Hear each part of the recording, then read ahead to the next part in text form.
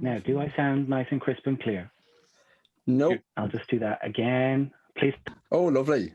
It should have done. There you go. Yeah, gorgeous. Jeez, you could put me to sleep with that. You could just tell me a soft story and I'll just drift off for the hour. Yeah. Why don't you? You should put that as your cold open. That was really juicy podcast gold right there. That story. Gold. I don't know why I'm being a bitch. I don't know. I just launched in. We've never even met, and I'm just like being an asshole straight away. I apologize. Podcast. I do like some people. Everyone, it's very trendy internet to give out about dad jokes, but I do quite like a lot of dad jokes. Like that is kind of one, but I like someone said, "How do you get down off a duck's back?" I don't know. You just pull it because down is duck feathers. It's called down. How do you get down off a duck's back? Oh, I like that. My friend's dad told that without a punchline at dinner table. He just said, "How do you get down off a duck's back?" And then just let that float there. Excuse the pun on float. Maybe just let that be there. Maybe he was really wanted to know how you get down off a duck's back. He was really interested about. He may have been actually in mental distress. Actually, that sounds maybe he was but I like those old-fashioned jokes. Like in my stand-up, I don't tell jokes. I'm not like a joke writer. Sometimes a lot of yours is I just say stuff. Yeah, but it's also kind of like not like life, but it's like you bring yourself into the comedy when you do stand up. It's about like kind of observations, I guess, like real world stuff as opposed to like knock knock, who's there? Shane who? Yeah, some people are really good at writing jokes, like they pride themselves on it, and there's like this comedy, I think. Anyway, it's my perception of it. There's like these purists that are like, they really love a well-made joke. And like when I first did comedy a few times, people were like, it was like, well done. I was like, oh, thanks, whatever. And it was like, you should, someone said this to me, someone who works in comedy was like, with a big beaming smile, and was like, you should work with a joke writer. That was good. But what about a few jokes? How about that? But I don't know. I don't care. My thoughts on it is that this is a long-winded way that I like the old jokes of the Jewish comedians in the 60s. And there's one joke I just think is sublime. Maybe it's dated. I don't think there's any malintent. Anyway, but if it's not one thing, it's your mother, which I just think is a beautiful little joke. I kind of get it. Yeah, it's. It's not so much slagging mothers or slagging women. It's more of like everyone blames their mother for everything. Yeah, so if it's not one thing, it's your mother.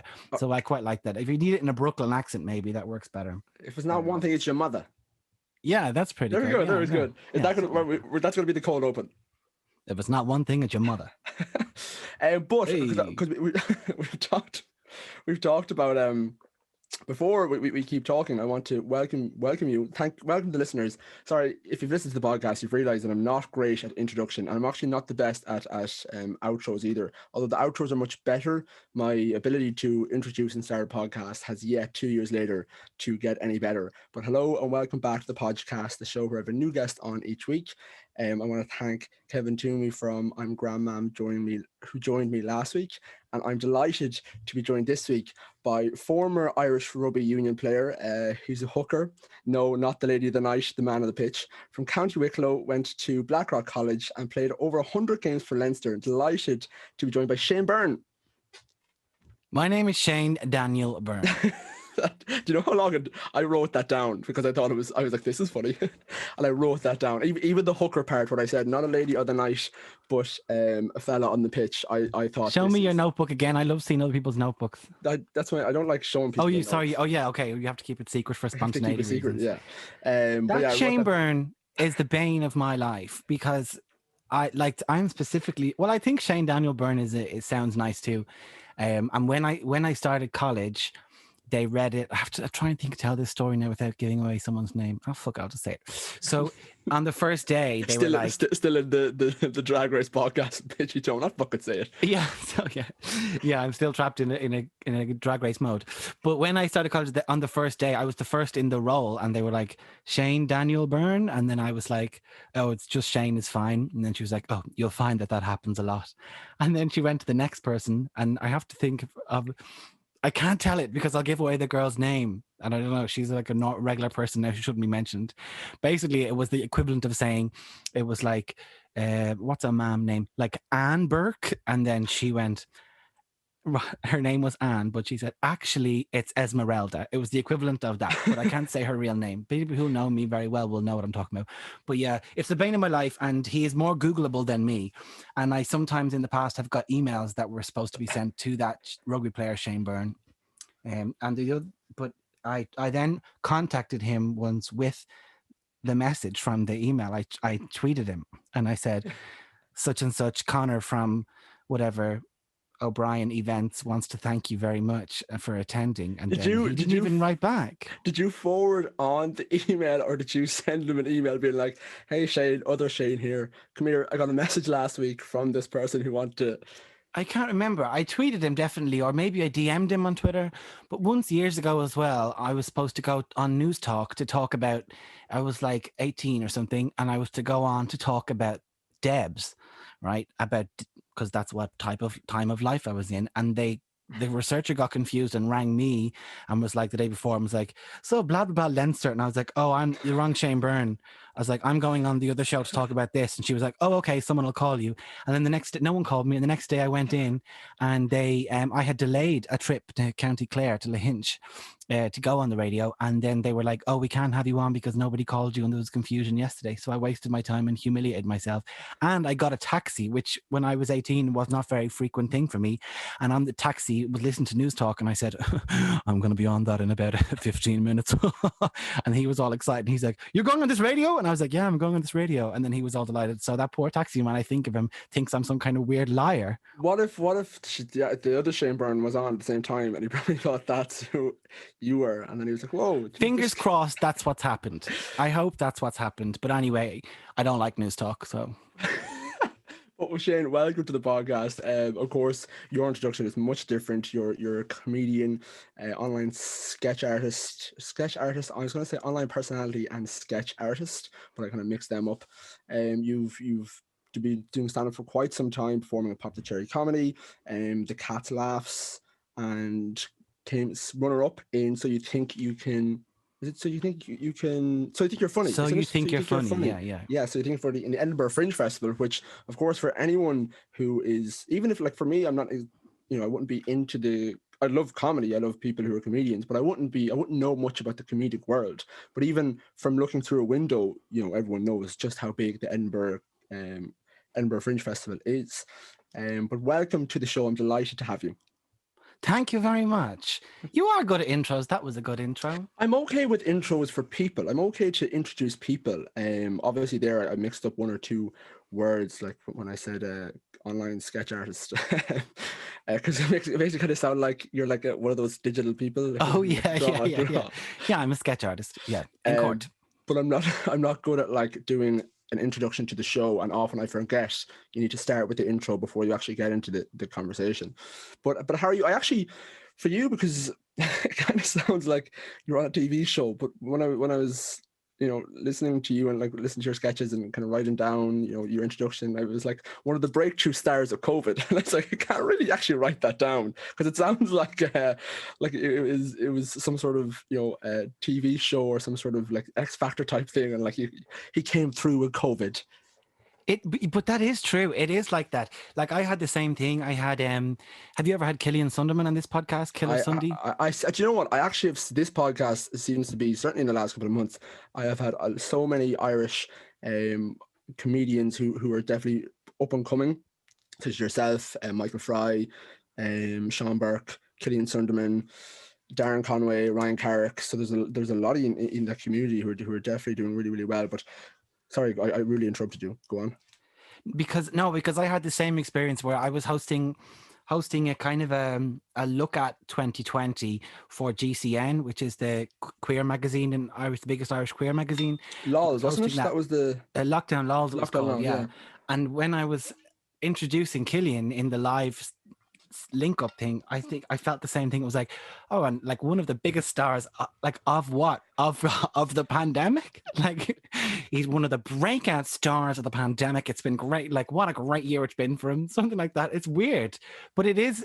Look, it's a year like no other, so it kind of makes sense. It's like online comedy really happened in a big way in the pandemic. There's no other way to consume it really, and everything's been sort of transferred, or certainly everyone pivoted to a digital world, because there's no other way to we have to, for work, for school, for whatever it is you're doing.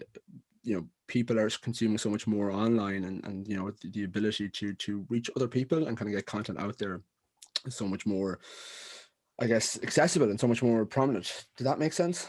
Yeah, but a lot of the people who you think of, like all those boys you listed just now, like, a lot of them you think of were from the get-go, from very early pandemic, lockdown 1, as they call it.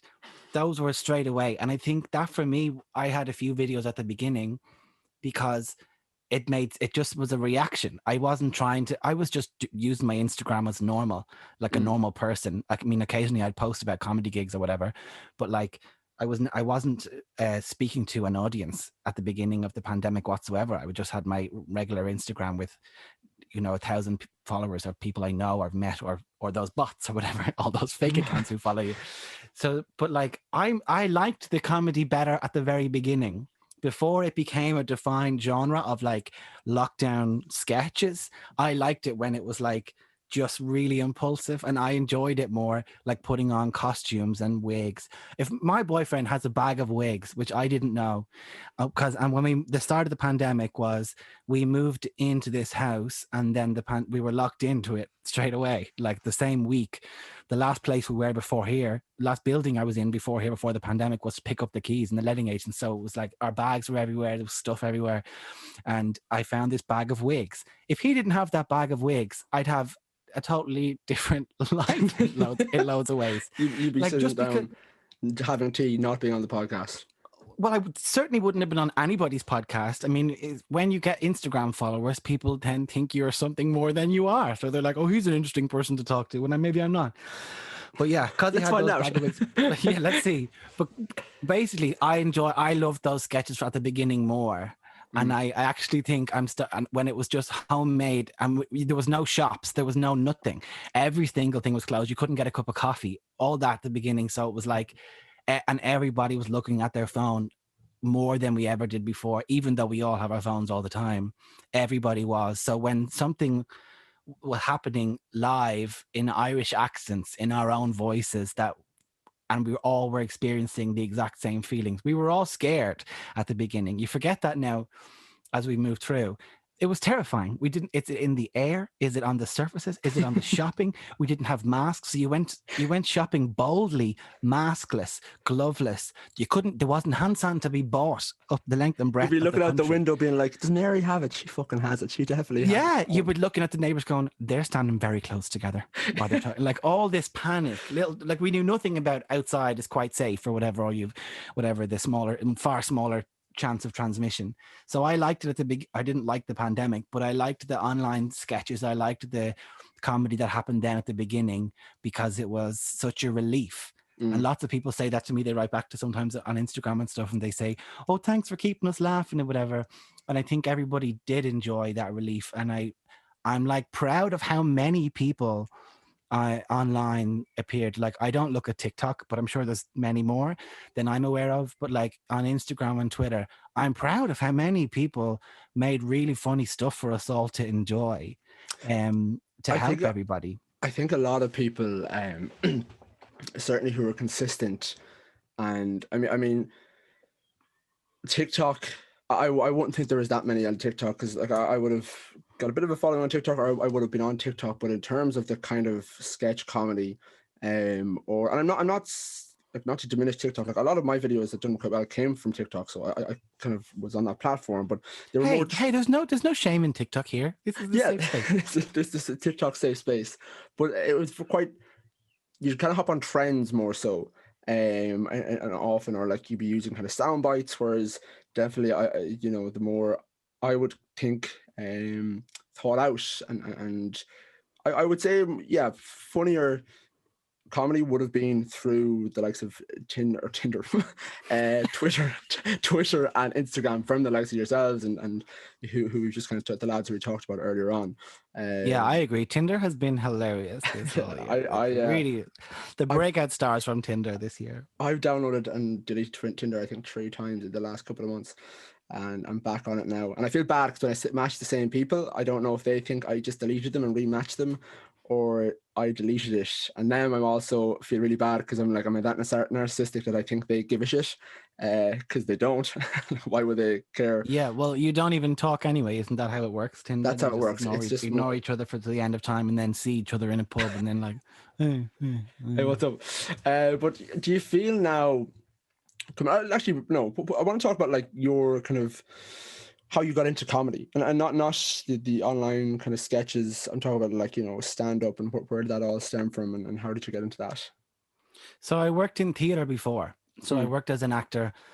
No, not very successfully, but I did it for a long time. So I did that before. So different to comedy in that I worked on theater that was about social issues, not like in a naff like drugs are bad, but in a way that's tackling contemporary issues of Irish society. That's what I did for a long time. Or and in a not like straight plays. I have done plays. I've done some plays where I play a character, but usually it was more performance arty. When you said straight plays, I was like, he's not done straight plays. Is it all gay plays? Is it all? I don't. Oh yeah, no. Straight play is like there is characters, and it's usually, you know, people walking around talking about land or whatever, you know, things like that.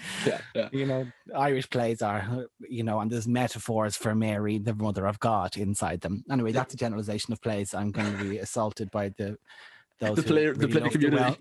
Yeah, the Playwrights of Ireland union are going to DM me. No, but I did that, and then after a long time, I kind of stuff that I enjoyed. I did a few solo shows, so then that were kind of like live art, performance art. And a long time ago, I did one that went really badly that I'd worked really hard on, God. Yeah, and it was a real. You sound almost proud the way you said that. Well, in some ways, I'm kind of proud of having come through it because it was a grueling experience. So it was in the Fringe Festival, Dublin Fringe Festival, and it was like in a nice prominent venue. And I had 10 nights, which at Dublin Fringe Festival is a lot of nights in a row. And it just didn't came what I wanted to say and what I wanted. I wanted the show to be about men and men's bodies and about food and difficulties with food. And I twinned all of that with making it themed like Elvis Presley. So I sang Elvis songs because Elvis was also a person who food was a big factor in his, not because he died eating a sandwich in the toilet, but food is part of his life is a symbol of his life of excess and everything. Anyway, I wanted to do all that and talk a bit about myself in it. But basically what happened in the end was it was just, no one understood what I was talking about. And it was weird and uncomfortable and awkward. There were bits of it that went really well. There's bits of it that I really like, but overall didn't go well. And I had to do that 10 times. And after that, I found it very hard to get to make another show. I found it hard to make it. I liked performing solo performances, but I just couldn't get it together to do it. And then I kind of realized as the years went by and I got older and stopped trying to be a really serious artist and stuff. And I was like, well, it's great to be a serious artist, but also I think what I really like is fun. Like my work in the theater, what I enjoyed more was like speaking at events and stuff and getting to do jokes. I enjoyed that more. And that, like, you know, a serious stuffy conference or something, and then you go up to make your speech about, you know, such and such, and then whatever it would be. But I enjoyed the moments of breaking the boredom and monotony of the room by doing a few jokes. And I really loved that moment of like when someone's introducing you. I do this for stand-up too. In the few minutes before you go on the stage, I'll pick something and I'll do a little joke about that. I'll find something they say. And I enjoyed that moment of everybody in the audience going, we're here for this academic conference, but he said something really funny there. We all remember it from when the other person said it. So I enjoyed those moments a lot. And then it was like, what that is, like I wrote down a piece of paper, my favorite, but I did like a evaluation of myself and stuff. And one of the things I said at the end was, kind of like that, yeah. Kind of like, what do I like? What do I not? What gives me joy? All those kind of things.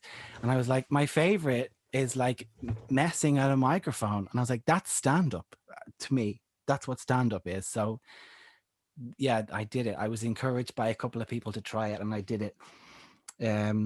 Now you said I was doing it a long time. I'm actually not. I've actually but especially like this is so confusing. 2 years. 2 years. Yeah, but it's confusing because one of those years is a pandemic, so there wasn't any. So it's really weird. So I did it I think I did it when I was So About 3 years ago, I did 2 gigs within a few weeks of each other and then did nothing else. Okay. It's like, that went well. Better ignore it for the rest of my life. You know, those when you do those choices. That's also a symptom of the pandemic as well. It's like, we went for a walk the other day, like really early on a Saturday morning, like 7:45, we left the house. We're like, fuck it, we'll go for the walk. Why not? And then we really enjoyed it. We went, there was nobody around. And we were like, that was great. I feel great. What a great way to start the day. Never again. Never again. Never again. Anyway, that's, go on. No, sorry, I was just saying, but like we go for a run every Saturday morning because there's like a group of like 5 of us, and the first day we went, and one of them has kids, so he's naturally up, so he sort of tends to set the time, so like that's why it was early. And you know, it's the same thing. You know, we came back after the first one. I'm like, I actually feel so revitalized. I'm ready to take the day on. I was like, we should do this every morning. Like, it would just set the day straight. And then like the alarm was off at 7 in the morning. You're like, fuck off. It's gonna roll back in the bed. It doesn't happen. I don't know what that is. I feel I'm blaming the pandemic, but I don't know. I did it for comedy. Yeah, but then after that, then I kind of was like, okay, I'll get myself together a bit more. And then there was something in the Cat Laughs. They had this program for like new comedians where they pair you with a mentor and you do an hour-long set. And I was like, right, well, I really want to apply for that. That's my dream, because I'd been down at Cat Laughs doing a radio play a few years beforehand. And when I was there, this was 2 years beforehand, I was in the bar, like the artist bar, and I was looking at all the comedians from around the world, and I went going to see loads of comedy, but it was more the bar, watching them in the bar. I was like, this just felt like something I wanted to be a part of.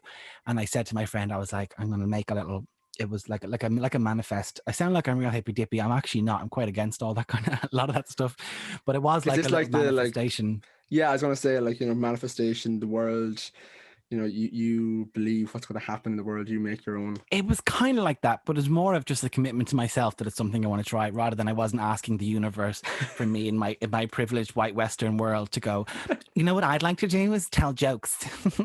Like, just rubbing your crystals. Rubbing your What's crystals. the man's name? Noel Edmonds, like, thinks that he believes in that and writes books about it and thinks he can cure cancer by asking the universe and the stars and stuff. So anyway, not that. But I had a little mantra going, and I was like, one of them, one of them, one of them. So we had a little joke about it. It was like an ongoing joke. And now then, as things progressed, I'm like, oh, I do feel a bit like I that came true. One of them. Sometimes I feel like I'm starting to get used to when people say, introduce me as a comedian. I'm like, okay, yes, I am. You have to just get on board with that and go, yes, I am. Yes, I am a comedian. Yes. Yeah, but you are a comedian. You're a funny person, and you're not funny to laugh at. You're funny to laugh with. You know, like you know, you purposely put the jokes out there. You know what, or certainly you expect certain elements of your sketch or your stand-up to be funny, and you get the reaction, which there means that you were right. So by that logic, you are funny, as opposed to like falling over on stage accidentally and everyone going, ha. You know. Yeah, that's true. Yeah, I do it on purpose and they laugh. So that's yeah. There you go. So you were doing comedy for what? So then a year really before COVID hit. About a year, but I had a belter of a year in 2019. I had a few really lucky things happen. So one of them was I got to do Vodafone Comedy Festival in the Ivy Gardens, because I was doing a play in the Abbey, and at the interval of the play was very long, like 3.5 hours, and divided by one interval. And the second half of the play was completely different to the first half in style, form, all this kind of thing, completely different. And basically the second half was just people saying long speeches. About 9 people or something was in the play, and each of them says a long speech, a monologue by themselves, and then leaves the stage. So I was the first one of them in the second half. So what we did in the middle is that, just to kind of change the atmosphere in the room, and just to kind of, it made sense within the piece. But I did comedy every night of the run. So I came out, the interval's 15 minutes. I came out 5 minutes into the interval and started doing a stand-up set. And then the people who were booking, who work in Aiken Promotions, they came to see the play, and then they were like, got my number through the director and was like, do you want to do Vodafone Comedy Festival? And I was like, I thought it was like, we have something to ask you. And I was like, sure. I thought it'd be like, I don't know. I thought it'd be something small, or like, will you put something on our website? I don't know. I didn't think of anything. And then they asked me that, and I was like, oh my, I actually nearly shit myself. I was on the Lewis, and I couldn't believe this conversation was happening. I was like, yes, absolutely. I'm trying to pretend I knew what I was talking about. I'd never even been to it. I'd never even been to it. And he's like, I mean, you're familiar with the setup in Ivy Gardens. And I was like, yeah. I've never been to it once. I have never been in my life. I barely go to see comedy at all. I love though, like the funny thing is, if it's as if you expect, if you said no, he'd be like, all right, sorry, the gig's not yours anymore. Like he definitely still would have like taken you on just because you hadn't been there. Oh, yeah. No. Yeah, but it's like a job interview where you pretend you love the company or you really love the role, whatever. I just loved a role like this was perfect from this time, whatever, all that rubbish you do, you just agree. So that was a big one. And then So You Think You're Funny as well, which is a competition in Edinburgh. It's like, I think it's the same age as me, 32. They've been doing it for years. And it's like for a new comedian each year, somebody wins the So You Think You're Funny. It's like up and comer. And the way they refer to it is it's like doing, for your stage of your career, this is live at the Apollo. That's how they talk about it. And I did that, and then you have to go for a semi-final, and then you do a heat first. I got it through something else in Cat Laughs. So there was another competition in Cat Laughs. Coors Light, was that the Coors Light? Yeah, it was Coors Light. I think it was kind of a competition. Cat Laughs doesn't have any competition or award. It's just a festival of comedy, and doesn't have any full-length shows. It's always 3 comedians or 2 comedians in each lineup or whatever. But I think they had it because I think it was for Coors Light to have their own gig as a sponsor. Yeah. And then, so each of the people who were like me, the up and coming comedians, were in our own competition. Then I won that. And one of the judges was the woman who runs So You Think You're Funny. And she was like, you can go to a semi-final. So I got through semi-final, then I won that. And then I went through and I came second in the final. So that was a really cool, exciting thing. So I came into 2020 going like, oh my God, what's next? Like, here we go. What's gonna happen? I mean, I had a few things planned, but like they all gone. It's so long ago since we grieved for those things, like our plans. It's so long since I thought about it, but like, yeah, it was like upsetting to miss those things. But yeah, then it all went away. So I kind of don't know where I am as a comedian anymore. I'm kind of like, I feel like I'm an online guy, which I'll enjoy, but I don't want to be an online guy forever. I was going to say that because that's one of the questions I was going to ask. Is this something that you'd like to do, like kind of long term, not the comedy, but in terms of like the sketch? Would you ideally prefer to go back to stand up and kind of work on that, or I don't mean to say not online sketch, but going to this sketch kind of genre. So whether that be like television or like Savage Eye or something like that, a sketch show, or do you know at this point which it is you prefer? The stand-up is what I really want to get better at. Like you have to work. It takes a long time to get really good at it. Like when you go see somebody if you see somebody that's playing in Vicar Street, their own show that you buy tickets to and go see whatever that comedian is, Dara O'Brien, but he probably does 3 Arena. Anyway, doesn't matter. You go see somebody's show, you buy tickets to their show with their name on it. They've been doing it years. They have full of secret skills that you don't know about when you're in the audience, and that are full of things. They have years of material they can pull on at any time, even though they're doing a structured show. Jason Byrne, he doesn't have any written material. He's just a mad bastard, and he just says all this stuff. So, but he's full of skills in himself. So I want to get better at all those skills and make them better, and like earn my place a bit in comedy. Like that's what I feel like I have to do. I was going to because when I was looking up, it's kind of I enjoyed this Avery Talent. You're a part of Avery Talent. I enjoyed their sorry, I'm trying to get it up here on the laptop. Yeah, here it is. I enjoyed their little blurb that they had on you, and I was actually going to read this out at the start, but as I'm terrible at introductions, and I just thought it's funny. So Shane Dan Byrne is a brand new comedian who's gaining infamy and attention very quickly. He is an integral winner.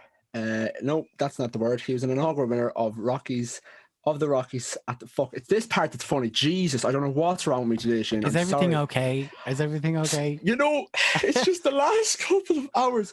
I think it's just that after work, it's the sun's out, which is great, but I'm a bit parched. It's just the day just got ahead of me. Anyways, this is the part that was funny. Now, don't expect sexy. He will floor you with cuteness. He's losing his hair, but his heart's in the right place. Less ready for the runway, more scared and might run away. Did you write that? Yeah, I wrote that. That's what I was wondering, because I was like, if he didn't write that, that is really rude. Yeah.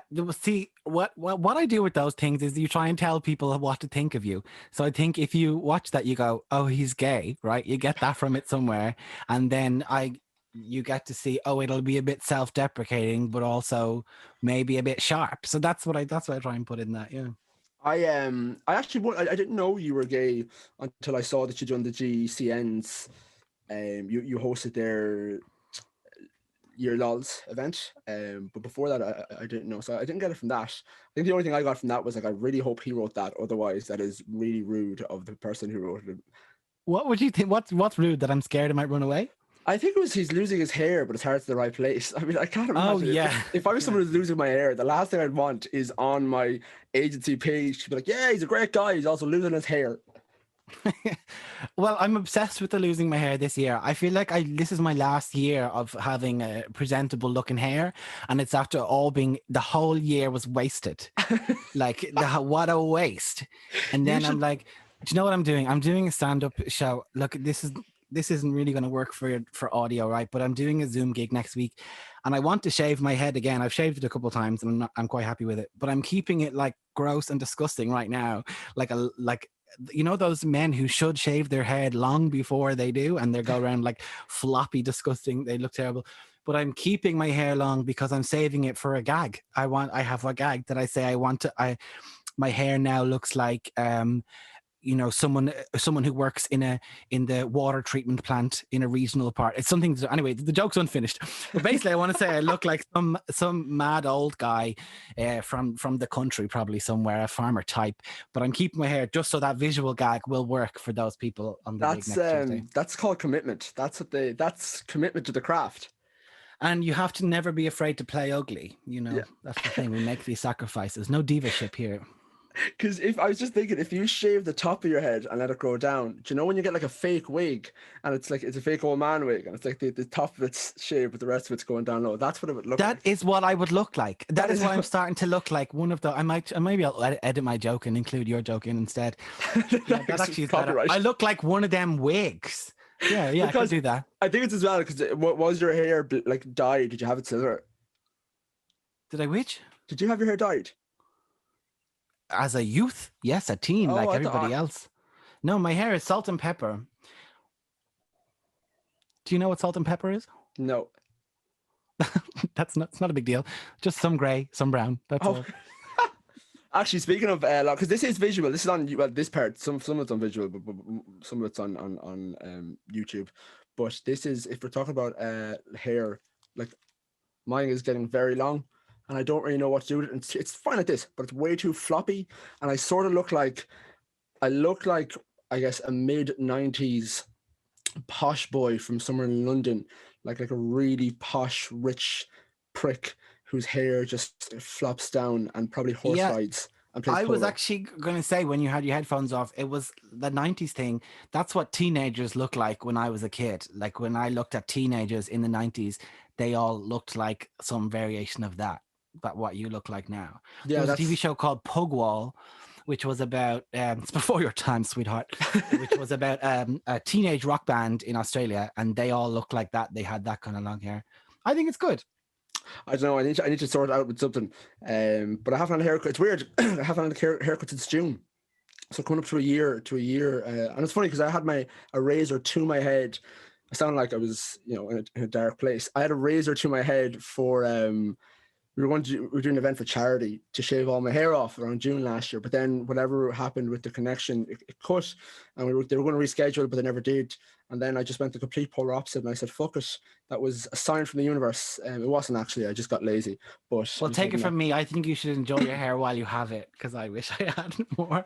So yeah, enjoy yourself. We were actually, would you ever go to the likes of like Turkey or something to get like one of the hair transplants or the follicle thing? If I had money enough, I think I probably would do it. I think so. I don't know. I was gonna go on yeah, but you can get the tablets that also help. Is there tablets? Yes, and they're quite cheap. You can get them now to the online doctors prescription. Oh, very nice. You don't have to get Viagra. Fun fact. Not that I need it. Oh, that's over the counter. That's over the counter now. Yeah, I saw it. I was in the chemist yesterday, and it was like it's actually looks so funny just seeing it right there, like Viagra. I love the advertisements for it. I do enjoy the fact that Ireland has gone from a country where it used to be such a taboo to go over and even ask for a condom, and now we're all up for we're promoting Viagra. Like we have like stalls in shops like Viagra, great. It wasn't taboo for condoms. It was fully illegal, against the law. You weren't allowed to have one. Yes. But still, but even when it wasn't illegal, I'm talking about like still going up to a counter and still feeling awkward, being like, "Can I have a condom, please?" I feel like I've never bought condoms. I've only ever had them for free. So I feel like I can't think of any time. I can't remember ever buying condoms.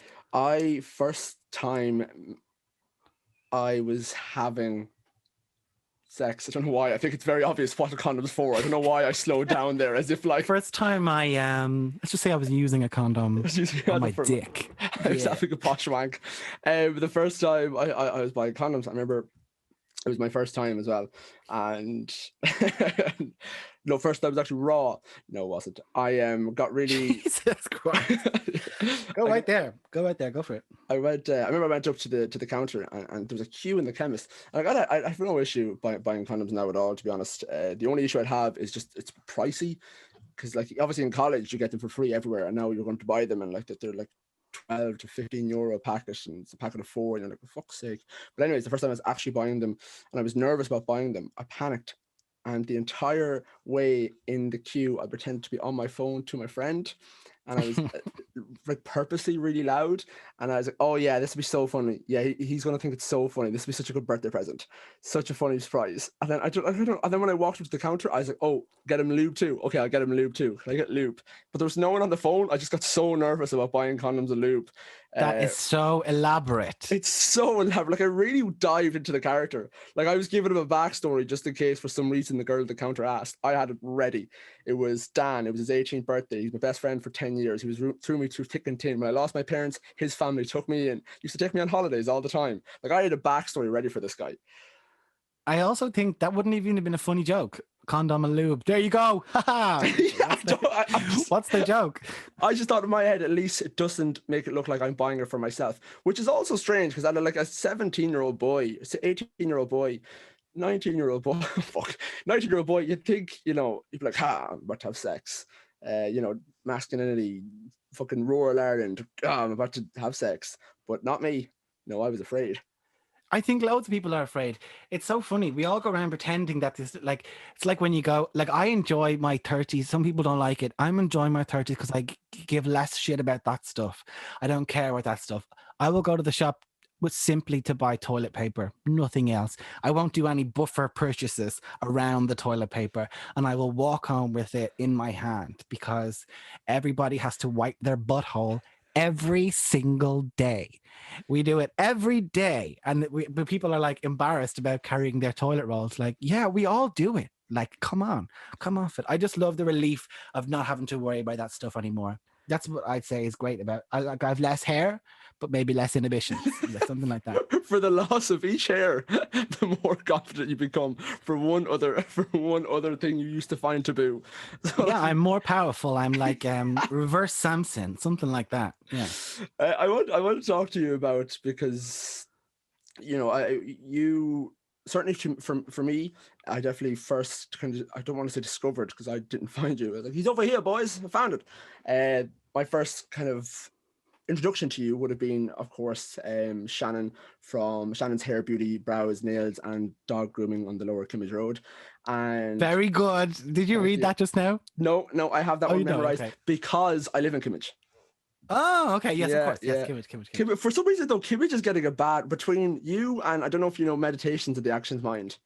Yes. So Kimmage just exists to him between his video and your video. Kimmage is getting a bad rep, and I would like to put on statement, it is a lovely place with lovely people, including myself. Yeah, Kimmage has a bad rep traditionally since the Irish version of Monopoly came, and Kimmage and Crumlin. Yeah, we're in the brown. Kimmage and Crumlin are totally fine. They're nice areas to live in. They're great for families. There's lots of shops nearby. It's not too far from town, but it's also like there's nothing wrong with either of those. No. I picked Lower Kimmage Road for doing that sketch. For anyone who doesn't know the sketch, it was when everybody, that week when they were like open things, close things, there was like all up in the air. Remember we used to have phases? Oh, remember the level system used to actually change rather than be permanent level 5 forever? We just got stuck on a level. You can't reload the game or anything. We're stuck here. This is going to sound so dated. If somebody comes to your podcast in a year's time, they'll be like, "What are they still going on with that fucking COVID?" Like, No, "Oh, I hope I'm we'll still be in level 5. That's what's gonna fucking happen. We're in level 5 for the rest of our lives because the government are trying to control us. I'm glad I have this platform to speak out. Oh my God, I turned into Shannon a little bit there. But yeah, I did a sketch of a woman who owns a beauty salon and decided to stay open against the restrictions. But I picked the Lower Kimmage Road because the Lower Kimmage Road that I know, there isn't that much retail on it. So I was like, it's safe enough that I'm not picking on anybody. But now someone sent me a picture the other day and was like, oh, here's a beauty salon on the Lower Kimmage Road. And I'm like, I hope nobody in there thinks I was making fun of them. But it was a brilliant sketch, and I think it was one of those sketches which definitely be very prominent, certainly in the likes of yourselves, Killian Sunderman, Sean Burke, as the names we've mentioned earlier on, that it was so fitting of the current situation too, which is great because like it was over time. Certainly when we went into the second lockdown, or was it the second lockdown, and it was ifs and dots, and the novelty of a lockdown definitely worn off. So there was a lot of frustration. So the likes of comedy was certainly from an online perspective was all that we really had to diffuse the situation and make us laugh a little, because it was kind of a shit situation to be in. But that was my first introduction to you, and then of course been following you ever since. And you know you've been, my mother actually was a huge I don't even know, she'll see if you listen to the podcast, but your Mary Magdalene, Mother Mary, do you have a name for that sketch, the Mother Mary sketch? I called it Mammy of God. Oh, that was it. You called it Mammy of God. Yeah. So I remember watching that, and I showed it to my mom at the dinner table, and she watched like 4 times straight. She's like, but that was my first introduction to you. But I was wondering, do you feel pressure now because you have a following from like these viral videos, and because do you feel pressure to like constantly put content out? Like has it in, because you talked about it that earlier on, that you know you loved the start of the pandemic and you were having a bit of fun, and now that we're kind of a year into it, do you feel like you kind of have to do stuff, have to make videos? Has it lost a bit of its, I guess, energy, or lost for you? Has it lost a bit of its fun doing it? Yeah, I didn't love the start of the pandemic. I found that quite upsetting, but I loved, I was very afraid and that my parents would die and maybe I would die. So I didn't love it that much. You're outside. But, this is brilliant. Wow. Fantastic. What a week. No, I wasn't like that. But I enjoyed the videos more then because I felt freer. And then because I had 2 videos. Well, I had one video, the Shannon video went very well, and I got lots of followers overnight, thousands in a day.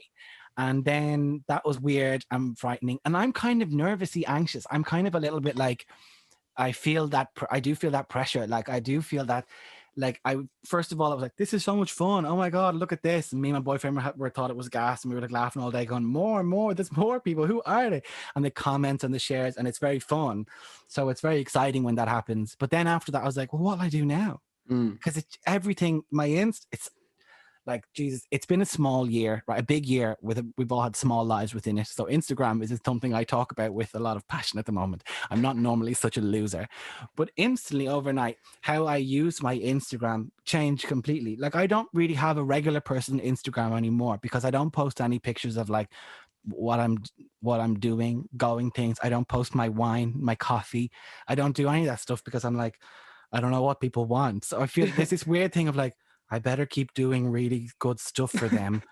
I'm like, why? And like the questions you ask stuff like, why? What's maybe they'll unfollow. Okay, they unfollow, and then what happens? Nothing will happen to me. I will be absolutely fine. But yeah, I do feel it. I enjoyed it more at the beginning when I didn't care and I had nothing to compare it to.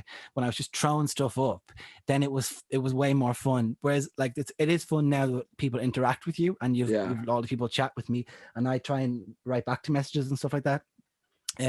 So I enjoy that. But then you're like, I don't know, like now I haven't posted anything in a few weeks and I'm kind of unofficially on a break in my head because I just have no ideas. And part of what you were saying about like the Shannon video, timeliness, I think is really important for me in how these jokes work on the internet. And Killian's like that as well. Sean Burke is like that as well.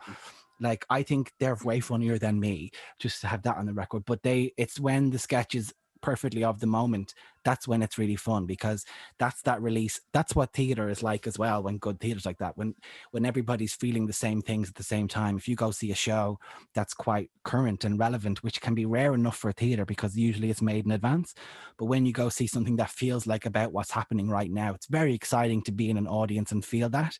It's very interesting to watch life be reflected back at you, what feels like almost instantly. So that's the exciting thing that I like about theater sometimes. But then with the comedy, it works as well. It's like people love it when it's like, that's happening right now, and there's a video that's been made and edited, and I can watch it and share it and talk about it. And this, I will watch the video and be able to have more things to say about the issue. So that's all fun. But there hasn't been anything, nothing has happened for ages. Yeah. Like we're in how many weeks back into the level 5? Nothing has happened. We're just like, there's been no developments. There's been, at least when you moved from level to level, that was a bit of there was a bit of excitement. There was a bit of something going on inside. Yeah, there was a bit of energy. And I mean, I know that we regret it now, but there was a easing of restrictions pre-Christmas. Even that was there was a bit of joy in it. Something to talk about, but nothing has happened for ages. And I was looking around this week. I feel like this last 2 weeks, there's been very few viral sketches, very few big videos, because nothing's been really going on. I haven't seen anybody have like big successes or whatever stuff that gets shared in WhatsApp groups. I haven't had much of that because I think everyone's a bit tired. There's nothing happening and we're not arsed. Because I think the last one that I think of is probably Your Mammy a God one. That was the last video that I remember being like, and like sharing to friends and be like, I don't know why, but you know, when you're younger, and it's the same with like the aunties of Facebook, I guess, and they share their videos to other people. I remember as a teenager, I used to always be like, oh, why are they sharing videos with each other? Like, oh my god, that's so cringy. And now I'm like, look at this one, Ryan. Ryan's my best friend. I'm like, look at this one. Mom, look at this video. I'm gotten to that age, but yeah, because I'm just thinking the last viral video that I can certainly think of, that I remember sharing to other people was, I think, Your Mammy a God one, which that was 2 weeks ago. That was Easter. Yeah, so a few weeks ago, 2 or 3 weeks ago. But like, I don't know, maybe it's just finished. Things run its course. Things run like, I'm not being too like, I don't mean to be too like fatalistic about it or something, but like maybe we're finished looking at videos on the internet for a while. You know what I mean? We've watched loads. Maybe we're all like, you know what? I've seen a lot of videos. I don't care anymore. Maybe I'm panicking. Like I said, I'm a bit anxious, and I'm a bit what's that guy who whips himself? Matt Talbot, is that his name? Matt Talbot? Who? I don't know. The guy who like hits himself because he wants to love Jesus. I've never. Matt Talbot hits himself. Flagellates, isn't that what they call him? Why does my toddler hit himself? I love when you write something wrong on Google, and then, why does my baby hit himself in the head? Why do 10-year-olds hit themselves? What does it mean when a child hits himself? Jesus Christ. Would direction. Yeah, Matt Talbot. I think he's the same Talbot from Talbot Street, but he like would whip himself. This is totally irrelevant. It was just a small example I was trying to think of. He like does that thing where, to show his devotion to God, he punches himself and whips himself on the back. So I'm a bit like that, where I'm like, I haven't had an idea for a week or two. I'm like, well, it's over. I'm just like, you're everything that you gained is now gone, and you are a loser. Like, I'm a little bit like that, where I'm like, you washed up piece of shit. Like, I will go very quickly to going to panicking, like, about stuff. So maybe I'm being a bit like that, but it is something I'm wondering about. What's going to happen? Is there still room for more videos? Because there's been nothing has happened. Like, I know there's been lots of news and news stories, and then, oh, they're delayed, and this thing, there's a supply issue and procurement and the EU and blah, blah, blah. But actually nothing major has changed. If you listen to the news, I listen to Claire Byrne every morning, right? Because I've become addicted to it. And I listen to it in the morning at 10 o'clock. And they don't have any updates. It's just like talking about the things. And I feel like I'm starting to sound like those far right people, because I'm like, the mainstream media are stirring this shit up. I'm starting to feel like that a little bit, because I'm like, well, you just only give us updates. There's a great video people should look up, or it was probably a video now, but when one time on BBC, there was no news. I think it's like in the 50s or the 30s or something. They had no news. And they said, today there is no news. And they just played a song. And I think sometimes they should just come on and Claire Byrne should say, well, things have run its course. So today we're going to just listen to the music of Van Morrison and just play some songs and we'll all relax. No, I'd love if she sang just to make it so much. There's no news, but I'm still here for another hour. So send in requests. If Claire sang? And I'll just... You know what they'd fill it up with? They'd fill it up with Catherine Fulvio. That's RTE's favourite thing to do. Let's go to Catherine Fulvio to talk about pasta again. Nothing against Catherine Fulvio. I just think there's only so much we can talk about. I do. The only this is a story that is quite funny because today there was an announcement that as of Monday, 12 groups of 12 can meet outdoors for music, arts, and something else, I believe, but not contact sport. But there is. Did you see the zoo? The website for the zoo crashed. Oh God! Isn't that for children though? Isn't it for children? Can we go? It's for, but like the zoo is opened up, so people can now book tickets to go to the zoo. And when they open tickets, much like it was a One Direction concert back in 2014, the website crashed straight away because so many people are trying to get tickets to the zoo. But that's I get it. But that's about the height of excitement that I can sort of think of as of recently. I would never, I'm too much of a pessimist I wouldn't even try and do it. I'd be like, I'm not going to go on. The website will crash. There'll be no tickets left and I'll just be disappointed. I wouldn't even bother trying. I mean, I don't have any kids to bring to the zoo. Thank God. But like, no, I don't know. I mean, you would though. I mean, it's really hard for people with kids. I'm like, what are you supposed to do all the time? Think of things to do all the time. Like, I'd be exhausted. I don't know how people are doing it and keep sunny disposition. No, I have no responsibilities whatsoever. I just to whip yourself on the back. That's all you gotta do. Yeah. I must maintain a strict regime. Yes, of languishing self-doubt. Yes, I'm late for my whipping. God, downstairs. We got a dog when I'm babysitting my brother's dog at the moment, and I'm not going to lie, as of now, listen, I say that we've only had it for a week and a half. There's a much difference between a dog and a child. Because like, I was like, oh, you're such a good girl and giving her treats and looking after her. And I was like, I can kind of see why people like kids so much. But then also you can't throw a kid in a fucking cage if it's been bowled for like 6 straight hours. You do have to actually be there and give it full on attention. Or you can't like throw a ball and the kid's going to go run after it. So I'm not looking for kids anytime soon either. There's highs and lows with all of this. Something I've learned from, oh my God, you were going to do a joke and I cut you off. No. In hindsight, I'm glad because I was going to, unless anyone out there is looking to have kids, then hit me up. And then when you interrupt me, I was like, oh, thank God. Well, now we've had both now, so that's fine. But something I've learned this year is that you have to come to terms with that. There's good and bad and give and take and highs and lows for everything. So it's really hard to have kids in a pandemic, right? But it's really easy to make them. if you're with a partner, really easy to make them. It's just plenty of time. Yeah, plenty of time. But like there's also something about at least you have something to do all the time.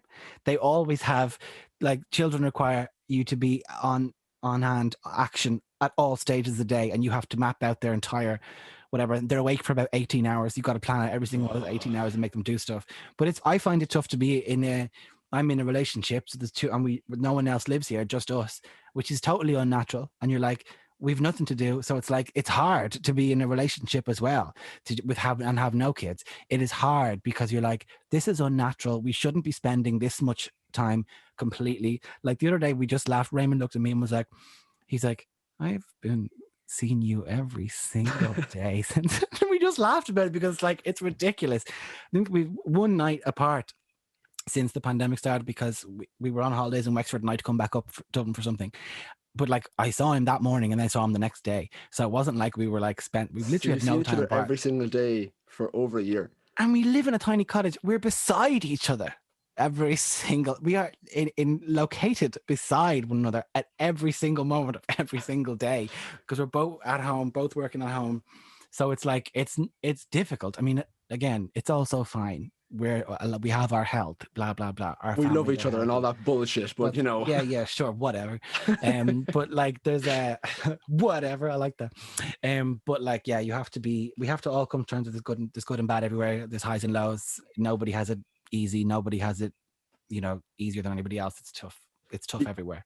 Do you ever I don't I at this stage there's also that I hate that like saying that now. It's like, well, it's tough for other people. Like I'm getting drained by trying to put a positive spin or kind of look at the bright side of life, because after a year it's just so draining to do that. So embrace your being annoyed. You don't have to put it in perspective. Fuck it, just be pissed off. Be pissed off. And I think sometimes it's nice to be positive, like you're saying, but there's fatigue. Every element of this has elements of fatigue as a little hidden thing that crops up. That's very tiring to always be positive, isn't it? Like, put a positive spin on it. That's exhausting. But like, sometimes you're like, try and be positive, try and stay positive for as long as you can. But when you're not, just be unpositive. Don't be actively negative, but like, well, this isn't good. I don't feel good today. I feel bad about it. I'm pissed off with the pandemic, with my life. I'm pissed off. Even that feeling of like, other people have it worse than me, so I should be fine. Even that is a little wrestle inside your head. And it's like, then you're pissed off with the wrestle inside your head. So I'm like, just let the things be there. Let them come and go. They'll come and go. You mentioned there about working from home yourself and your boyfriend. Do you like, is that easier or do you prefer that to what you do because you're able to do the things you do, or is it quite difficult to like balance both of them, working full time and trying to make content? It took me a while to get used to it, Mm. because working from home, first of all, I was getting used to that, as we all were. And then, or as all of us who are working from home, obviously not everyone works from home. I'm kind of exhausted by that. People say that we're all working from home now. Like, all the ads in the radio every ad on the radio is directed for posh rich people who have desks in separate rooms from their partners. We have 2 rooms in this home. Every ad's like, well, now more than ever, like all this stuff. It's like, mums no. Anyway, all that shit. But everybody got used to it anyway. We all started getting used to it. That was such a like rant. That was like something that was building up, and you were going like, yeah, no, it's not building up. It's always there, ready to go at any moment. I'm sick of it. Every ad, right? Every ad on the radio. Now, I'm still going. I want to tell you. Well, I want to tell you. No, do. I want you to tell me. Every ad. Listen to the radio now tomorrow and see. Now, depending on what station, if you listen to the young people stations, you might get like whatever young people ads, JD Sports or whatever, something like that. But if you listen to like RT Radio 1, you get ads they are directed at straight people in their 40s upwards who are married, cohabiting, have children, and have loads of money. Like, I've listened to that ad. I'm going around in a 2006 Toyota Aygo, which I love. It's my car. It's my dream, and I will drive it until it breaks and falls apart. No problem, because I care about the environment, etc. But I have listened to the new Hyundai, blah blah blah, with this, that, and the other. 125,000 euro, €250,000 for a car. I've listened to that ad every day just because I want to keep abreast of current affairs. Every ad is directed at that. Think about it next time. And I encourage your listeners to do the same. Every single one has to be it's not for me. I'm exhausted by it. Like, shut up. I don't want to hear like, well, like ads of men and women couples and the man's always a complete idiot. It's like offensive to both men and women. Men like, hon, where's the towel? And she's like, I put it up here because I know everything because I'm a woman. That's not women's job to look after men's towels and other bits, nor are men stupid. These are both ridiculous, offensive, and they actually don't represent anyone. So why are they making them? Now, I'm aware that there's definitely one person listening to the radio will be like, I always do that. And the wife's like, you do always do that. And they're driving happily along. And God love them, because they have a boring, rotten little life. If you relate to all the ads on the radio, I feel so sorry for you. I pity you. What a sad life you lead. That was the Get vibe. help. Get help. With all your money that you seem to have, pay for couples counselling. You need help. You need assistance. Oh, that was the vibes I was getting. I was getting those what a sad little life you live. My mother actually was sending me a video of something before, and not to go into what the thing is. And okay, well, we all really want to know what the thing is now. But that stuff. What does your mom call you? Does she call you Padraig properly? No, actually, no one. Podge is what everyone. Unless she's angry, my mum calls me Padraig. But funny because I was actually going to say this at the very start when you were talking about the mix-up of Shane Byrne. I was in the Students' Union in DCU, and I was the welfare officer. And there was another guy, funny enough, he was a full-time employee of the Students' Union. He was, I think, the engagement and development officer was his kind of role, and his role was to look after the students' unions and train them up and yada yada yada. And his name was also Podge, which was very confusing because two Podges in a students' union was something you'd never expect. And but because of my role as the welfare officer, people would send me quite in-depth and personal details, of the issues they were going through. And then every now and again, Podge would come in, he'd be like, "Hey, so I've someone else who's depressed," and I'm like, "Oh, for fuck's sake!" like, oh my god, I'm so. And then it's awkward because you feel really bad for them because he used to reply being like, "Hey, wrong Podge," and then they're like, "Oh my god, I'm after sending such an in-depth letter or such an in-depth email to someone." But yeah, she calls me Podge. Unless she's angry, then she calls me Padraig. And same with everyone else. Everyone calls me Podge. I've yet to, and I never will lose the name Podge. It's going to be Podge for the rest of my life. When I get married and when I die, it's just going to be Podge. No Padraig. I like it. I like playing with names. My dad is called Jake, which no one else's dad is called Jake, but his name is Gerard. Like, I just love that stuff of Irish families. Maybe they do it in other cultures as well, but I love names being changed and just like, your nicknames. You're called that forever. Kind of nicknames, but I just love it that it's like, that's his like professional name in work. He's called Gerard on his passport and his credit card. That's about it. But like, I just love that stuff. All four of my grandparents had one name that was on their birth cert, and then they all went by different names. I just think it's brilliant. That's I'm the same as your dad in terms of like, I just have my birth cert on it, I just have my name Padraig, but that's the only place you'll really ever see it. And even like now like my bank statements are coming in Podge, and like my first day in work and my job at the moment, I had Podge because I was like, when I left college, I was like, I'm changing my name to Padraig. I'm going to the professional world because I liked me being able to podcasts and online content being Podge because Podge is my personality. Oh yeah. But then Padraig is the professional side where I can go, "Hello, sir. Yes, numbers, crunching, business, stakeholders." And Can't they be both? I've been thinking about this recently. Don't you think that both of them are the same? Like, rather than separate yourself in two, you should just be, you are Podge. Like, you say Podge, your personality and your crack side and fun side, and Padraig is your PPS number. But can't you merge them both? Like, isn't that a better person at the end rather than two of them who are separate? It probably is, and like, it is now. Like, obviously, it's great to just be able to the ease of not having to swap over. But when I started work, I was like, I want Padraig to be my professional name, or at least just like from a professional standpoint, I guess. Same way you have your LinkedIn and like your Instagram. You're not going to be posting what you're posting in LinkedIn the same to Instagram. But the first day, I'd say I was in the job less than 2 hours, and my manager came over. She was like, "Hey, listen, not one person can find your email address because everyone's just looking at Podge. Would you mind? Would you mind changing it?" And I was like, not at all. Like, obviously, fire ahead, change it to Podge. So I've since and forevermore will be Podge. I don't think it can ever be changed now, no matter what jobs I go into, which is fine. Look, like, I'm not. It's not fucking. It's not something. I love it. I think don't separate yourself. I had a moment where, for the first time, my day job people found the comedy version of me. So like, they found that at the same time, and when they sent my video into the work group chat. Oh god. And when I first saw it, I got like, the pang in your stomach when you think you've lost your wallet on a train or something, and it's like, yes, yeah, the shock. You're like that shock knot twisted in my stomach really fast, and I was like, oh my god. And then they were all like, "Oh, it's so funny," and they were like, "Oh, gas, Shane," or whatever.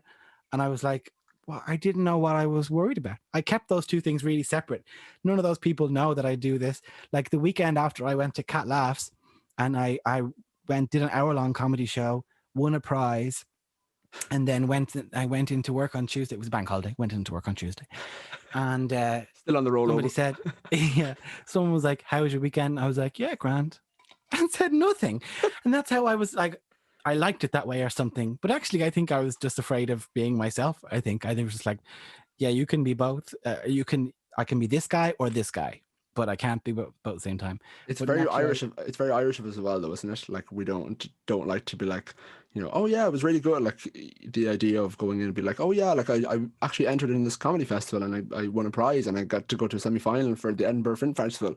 The idea. Can you imagine a person saying that in an office setting? Was like, how was your weekend? And someone you did not know did this, just went, oh, I was at Ireland's largest and oldest comedy festival. I did an hour-long stand-up set, and then I won it. I did a competition which I won, and then I got a check, and then I got invited to go to Edinburgh, and then I met celebrities and all. Like, can you? What would happen? What was like? You did what? Sorry, I just meant, did you get out a bit of sun? You know what I mean? I'm like, did you do that? And did you just go up Clown's Lock or anything? Is all I was asking.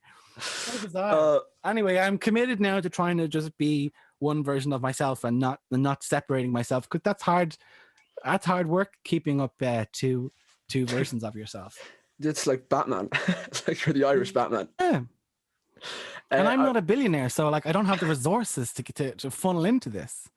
I wanted to ask you because we actually gone overtime, which is always good. I do always say I like going overtime in the podcast because it sort of, to me, indicates that the chat was natural as opposed to oh well, see you, which is always nice, certainly from a host perspective, I guess. But again, realistically, it's always the guest who makes the conversation so good and so flowing, and it was great having you on. But it was great having you on. They're separate. The but for that is a part of not having you. You were a great guest. Semicolon. You do a lot, because I wanted to kind of finish up, I guess, on a light game for, I guess. You do in a lot of your, and I'd certainly in comparison to other sketch comedians, you do a lot of accents. And certainly more so than a few of the others maybe we've mentioned earlier on. So I wanted to name out 2 or 3 accents and see if you're any good at them. Would you be okay with doing this? Yeah, but I'm not that guy, but I will try to play the game. I do this game for kids sometimes, you know that. I do this game for small children, and they say, you go on, tell me where will I do? And sometimes they say countries they don't know. They say like whatever, Romania, and you could make any old noise because they don't know what a Romanian accent sounds like. Hello, anyway, I play this game for kids and they enjoy it. So I'm glad that you've picked up on this game for children. Great. Okay, we'll start off because some of your accents are to a T, and a lot of them are the ones I'm thinking of are closer to home. So if we're talking about the coffee guy in your Innocent Smoothie ad, so South Dublin. You want me to just be Coffee Brow? Yeah, Coffee Brow is essentially, let me tell you about Coffee Brow. So obviously got my head screwed on, you know what I mean? I'm not a guy who wastes time. You got to commit, same as you got to work on your business side, same as you work on your gym side. Obviously really great cash injection from the old pair, unreal, so good, get me started, you know what I mean? Working on a startup is hard. I've got a load of ideas. I've actually come in for your gig, man, because I've got a few podcast ideas which I think are literally unreal, and honestly need to blow this game wide open. I'm talking like major, like fuck Podge Henry. I'm aiming for Joe Rogan. That was like seamless. That was, if you had that like ready, you knew I was going to ask you that. I've been in show business a long time, darling. Right, let's go the opposite side of this. Let's go the opposite side of the county, the city. Sorry, the opposite side of the city. So we're going from south to deep north. It feels offensive. I feel offended. Look, I feel like I'm punching down or something. People will think I am or whatever. I don't know. Much harder to think about those kind of things. Like it's dead easy to come up with stuff when you're, doing the coffee guy. But this one's more, I don't know. There's so many bad versions of Dublin accents. You know what I mean? And I don't like the way sometimes country. And I'm not being bad for you. I know you're from the country. You're a culture as well. But sometimes their cultures think that a flatter Dublin accent or whatever, an more old-fashioned one, which by the way is more traditional in many ways and actually very similar to the Gaeilge. If you just FYI for you, that sometimes people equate that stupidity or lack of intelligence, and there's a misconception and a misperception. So I would hope that by doing the accent, I don't feed that. That was absolutely spot. That was brilliant. That was Scotland. Generic. You can go with generic any part of Scotland because I don't really know the difference. I like Scotland because I like saying Aberdeen. Oh. And I don't know. I try a Scottish accent and sometimes it veers away and goes to other parts, Northern Ireland or something. But I do like Scottish. I like doing it, even though I don't feel particularly confident in it. But I do like the sound of it. What's the guy who plays Oh, he plays Professor X in X-Men, the like first class. He's James McAvoy. James McAvoy. You kind of sound like James McAvoy there for a second, and you look like him too. Would you stop? Right, this is the last two. We're going to go for, you mentioned it earlier, so Belfast, and then I want to go for a Cockney accent, if you can do a Cockney accent. So Belfast and Cockney. Belfast. I always feel like everybody who's from the south, like the Free Staters, they think that they can do a great Belfast or a great Derry or whatever, but actually they can't. See, I can't. You started off I very, feel like I off. do. Yeah, just started off strong enough, I suppose, but you got to be aware there's many different accents. Like it's not just an Ulster accent. There's wee dialects within that. I like that. Yeah, that was that noise. But right. I think we all think we do a really good northern accent, but actually we don't know what we're saying. I tried to do accents before in the podcast, and I'll never do them again because it's absolutely terrible. So I do not. Yeah, my heart is actually thumping. I actually feel sick. Right, can you do like Feels so bad. a Cockney accent to finish us off? Cockney like old-fashioned Cockney like the Oxford Dodger. Yeah. That one come. Consider yourself at home. We've taken to you so strong. It's clear we're going to get along. If it's a chance to be, we should see some harder days. Empty larder days. Oh, the pipes. Oh my God. Always a chance we'll meet somebody to foot the bill. Then the drinks are on the out. That's your lot. That was fantastic. What a way to complete it up with the pipes of the song. That was what song? What song is that? Consider yourself. Consider yourself from yeah. But I just wasn't too sure of the title of the song. Well, Shane, thank you very much. For people who are listening who might know who you are, even though they do because they always come to listen to the guests. That is the beauty of my show. But where would you direct them to first? Instagram is where I'm at home. That is my home. So I'm Shane Dan Byrne on Instagram. The same on Twitter, but I don't really like Twitter. And I have a TikTok, but I just don't do it. Don't do it. So don't bother. I mean, you should. What am I supposed? I'm supposed to be getting more followers on TikTok. It's important. Blah, blah, blah. Yeah, follow my TikTok. Shane Dan Byrne is where I am. Except TikTok. I think it's Shane Dan Byrne _ or something. I don't know. I don't like it. But Instagram is where you find me. And also, people should say hello. I like when people say hello on Instagram and stuff. I like when they write back to the things. I enjoy it. So people always feel like they shouldn't or something, but do. Okay, so Instagram, then maybe Twitter, and then TikTok if you have the time. How about that? Is that the best way to formulate it? I mean, yeah, I don't want to say don't follow me on TikTok, but what I will say is do follow me on Instagram. This is the most long-winded way to go to I think I've ever. I don't know. I'm just torn. I don't understand it. And I'm actually, the comedians keep joining TikTok and then they keep tweeting, how do you work TikTok? And I'm even bored of those jokes. I'm like, do it or don't. Shut up. Shut up about it. God, I'm 39 years old and I'm joining TikTok. So what? Shut up. Do it if you want. There's loads of old people on it now. Who cares? I don't know. I don't know how to transition from that. I was like, oh, Jesus. Shane, thank you very much for coming on to the show. It was an absolute pleasure to talk to you. Can't wait to see what comes next in the coming years in your live stand-up when we are able to when we're able to go out and see people in public. It was an absolute pleasure having you on. If you want to get in touch, as always, podgethepodcast.ie or Podge Henry on all social channels. For myself here, Shane from Clever Studios, and Shane, thank you very much, and we'll see you next week. Bye. Bye.